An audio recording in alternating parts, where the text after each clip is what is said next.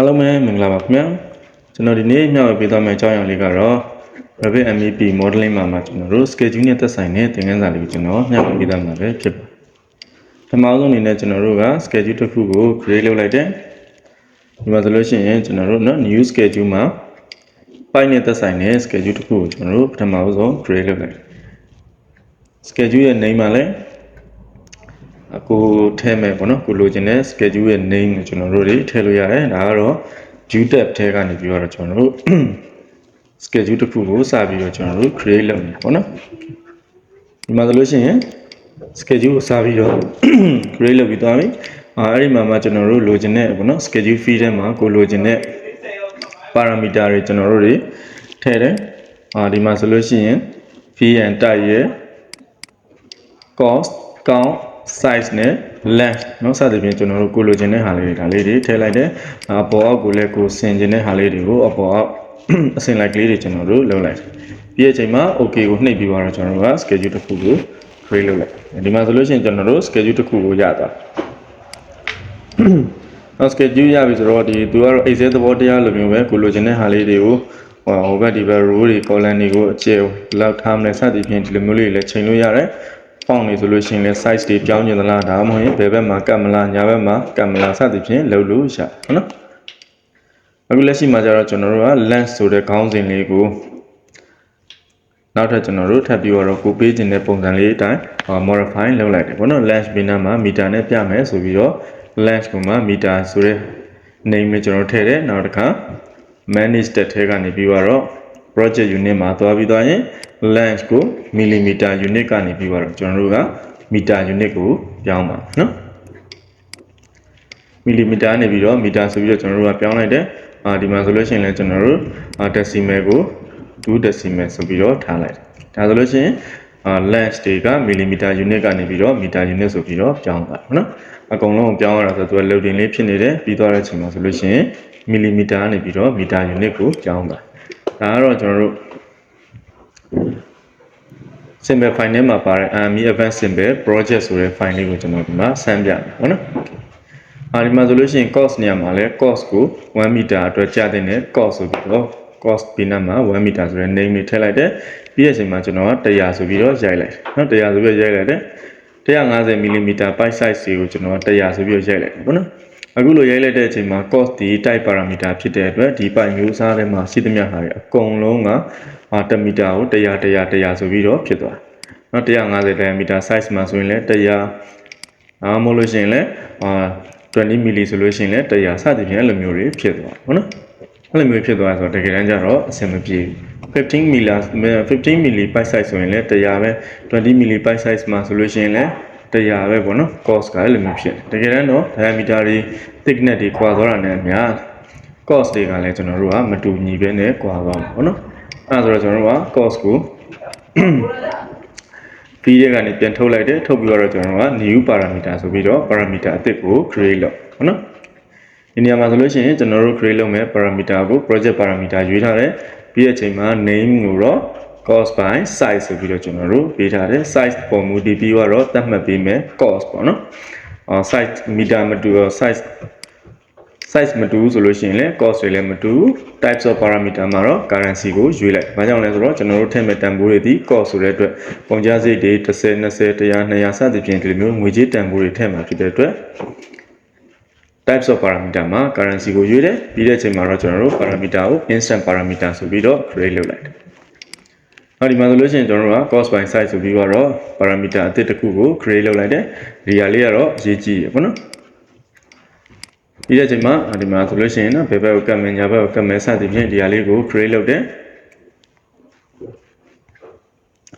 တခုကိုကျွန်တော်တို့က1 meter ကို10ဆိုပြီးတော့ထည့်လိုက်တယ်ဒီနေရာမှာတစ်ခုချင်းစီသာလိုက်ပြီးထည့်နေရင်အကြာကြီးပဲအများကြီးပဲလုပ်နေရမှာဆိုတဲ့အတွက် sorting and grouping တွေကနေ itemize every instance ဆိုတာလေးကို uncheck လုပ်လိုက်ပြီးသွားတဲ့အချိန်မှာ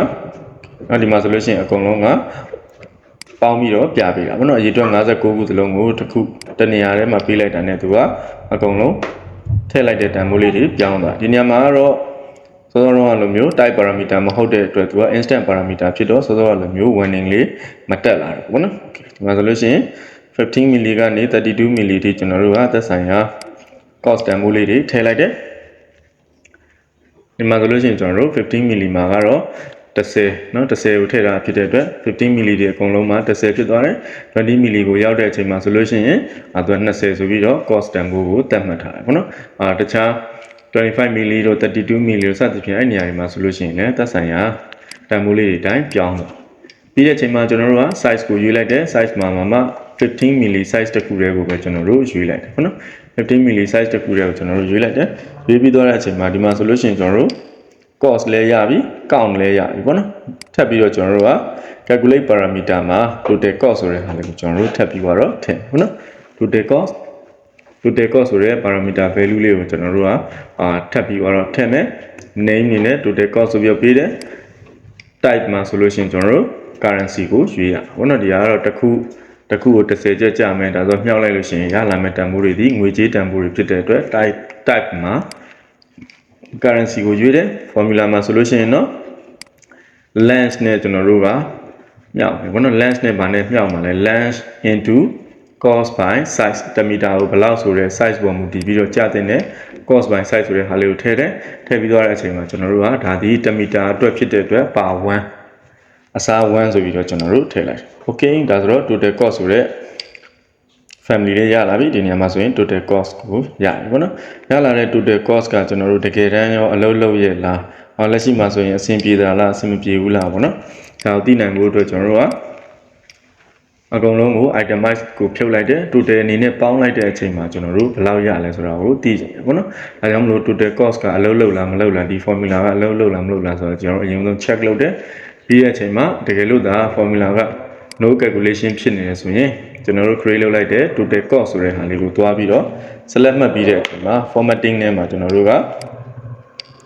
calculate total ဆိုပြီးတော့ကျွန်တော်တို့ဒီပြောင်းလိုက်နော်ဒီမှာဆိုလို့ရှိရင်သူက calculate total ဖြစ်သွားပြီ calculate total ဆိုတော့ဒီ formula ကကျွန်တော်တို့ calculation လုပ်သွားပြီပေါ့နော်formula က activate ဖြစ်သွားတယ်အဲကြတော့မှတစ်ခုချင်းစီကို itemize အနေနဲ့ကျွန်တော်တို့ပြန်ပြီးတော့စစ်ကြည့်လိုက်ဒါဆိုလို့ရှိရင် 0.03 ကို10နဲ့မြောက်မယ်ဆိုရင်0ဒီဘက်မှာ 0.025 ဆိုပြီးထွက်လာဒါကတော့ decimal 2 point ဒါလို့ဆိုတော့တသမတွေဖြတ်ပေးထားပါဘောနော်ဒီမျိုးလေးတွေကျွန်တော်တို့ရတာနော်ဒီနေရာမှာလာပြီးတော့15 milli မဟုတ်ဘဲနဲ့20 milli ဆိုပြီးကျွန်တော်တို့ပြောင်းလိုက်မယ်20 milli မှာဆိုလို့ရှိရင်လည်း20 milli အတွက်ထည့်ထားတယ်20 1 meter ကို20ဆိုပြီးကျွန်တော်ထည့်ထားတယ်ဒီနေရာမှာသက်ဆိုင်ရာ name တွေအလိုက်သူ့ရဲ့ length တွေအလိုက်ပေါ့နော်အကုန်လုံး formula ကအလုပ်လုပ်တယ် calculation လုပ်တယ်ဆိုတော့ကျွန်တော်တို့တွေ့ရ1.76 ဆိုလို့ရှိရင်20ရဲ့1.7ဆိုတော့သူ့ရဲ့တဝက်စာထပ်ပေါင်းထားတဲ့ဟာလေးတွေဒီဟာလေးတွေကျွန်တော်တို့တွေ့ရမယ်ပေါ့နော်ဒီမှာဆိုလို့ရှိရင် grand total မှာဘယ်လောက်ရလဲဆိုတဲ့ဟာတွေဒါတွေလည်းကျွန်တော်တို့တွေ့ရမယ်ဆိုတော့ grouping နဲ့ကိုကျွန်တော်တို့ကပြန်လာလိုက်တယ်ပြန်လာပြီးတော့ filter ထဲမှာ size ကိုကျွန်တော်တို့ none ဆိုပြီးတော့ပြန်ထားလိုက်တယ် size တွေမခွဲတော့ဘူးပေါ့နော် none ဆိုပြီးတော့ကျွန်တော် size နဲ့ filter မလုပ်တော့ဘူးဆိုပြီးတော့ပြန်ပြီးတော့ပြောလိုက်တယ်ဒီညမှာကျွန်တော်တို့ဟိုအောက်ဘက်ချမ်းကိုကျွန်တော်သွားကြည့်လိုက်မယ်ဆိုလို့ရှိရင်ဒီမှာကျွန်တော်တို့2ဆိုလို့ရှိရင်2မီတာဆိုတော့1000နဲ့မြောက်လို့ရှိရင်2290ပေါ့နော်စသဖြင့် calculation လုပ်ထားတဲ့တန်ဖိုးတွေရမယ် okay ဒီမှာကတော့ pipe size က15 milli မှာဆိုလို့ရှိရင် cost တန်ဖိုးကိုမထည့်ရသေးတာဖြစ်တဲ့အတွက်ကျွန်တော်တို့ pipe size cost တန်ဖိုးလေးတွေကျွန်တော်တို့ထည့်မယ်ပေါ့နော် itemize ကိုဖြုတ်ပြီးတော့အကုန်လုံးကိုတစ်ခါ click နှိပ်လိုက်တာနဲ့အကုန်လုံးကိုပြောင်းသွားအောင်လုပ်လိုက်တယ်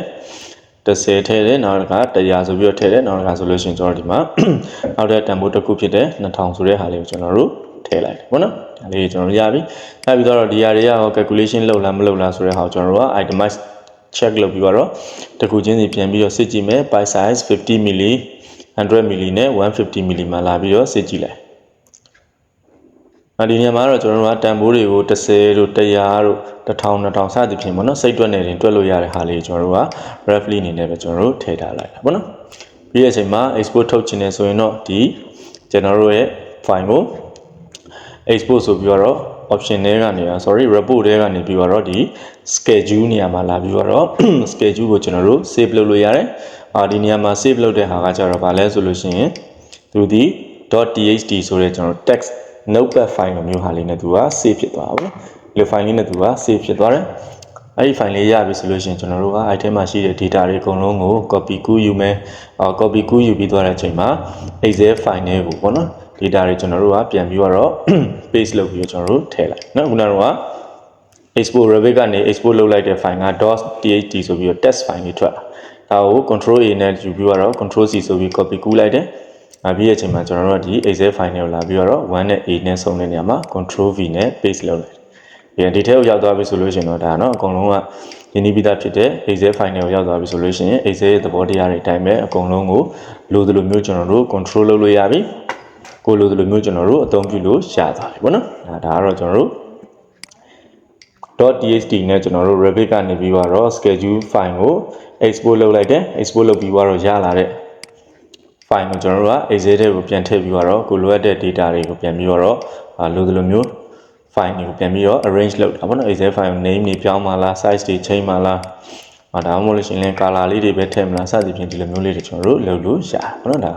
Excel file နဲ့ရောက်သွားပြီဆိုတော့ဒါကတော့နော်အကုန်လုံး engineering နဲ့ Excel နဲ့ကတော့ညီကိုတွေလိုမျိုးတည်းမှာအများတန်းလို့ရင်းနှီးနေတယ်ဒါကတော့အကုန်လုံးတည်တဲ့အကုန်လုံးနဲ့အကျွမ်းတဝင်ရှိတဲ့အပိုင်းဖြစ်သွားပြီပေါ့နော်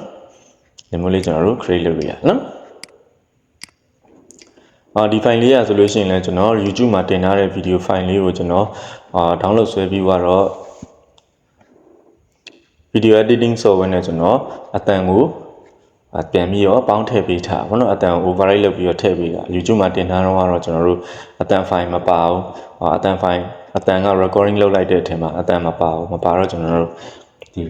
mouse ကို click နှိပ်တဲ့အတန်လေးတွေပဲပါအဲ့ဒါဆိုတော့ကျွန်တော်တိတ်ပြီးတော့ကြည့်တဲ့လူတွေတိတ်အဆင်မပြေမှာစိုးတဲ့အတွက်ကျွန်တော်ဒီဟာလေးကိုdownload လုပ်ပြီးသွားတဲ့အချိန်မှာဒါကိုကျွန်တော်အတန် file လေးနောက်ကနေပြီးတော့နောက်ကန်စကားပြောဖို့ပြောရမှာနော်နောက်ကန်စကားပြောလေးနဲ့ကျွန်တော်အတန်လေးနဲ့ပို့ပြီးတော့ကြည့်လို့အဆင်ပြေအောင်ဆိုပြီးတော့လုပ်ပေးလိုက်တာပေါ့နော်။ Okay ပိုင်းဒီဗီဒီယိုလေးကိုကြည့်ပြီးတော့အဆင်ပြေတယ်ဆိုလို့ရှိရင်နော်ဒီဗီဒီယိုလေးကိုကြည့်ပြီးတော့ကျွန်တော်တို့အဆင်ပြေတယ်ဆိုလို့ရှိရင်လည်း comment လေးတွေမှာရေးသွားပေးလို့ရပါတယ်တကယ်လို့အဆင်မပြေဘူးတခုခုလိုတာပူတာရှိတယ်ဆိုလို့ရှိရင်လည်းကျွန်တော်တို့လေ comment မှာရေးသွားပေးလို့ရပါတယ်ဝေဖန်ကြံပေးချင်တာလေးတွေကြံပြုချင်တာလေးတွေရှိရဆိုလို့ရှိရင်လည်း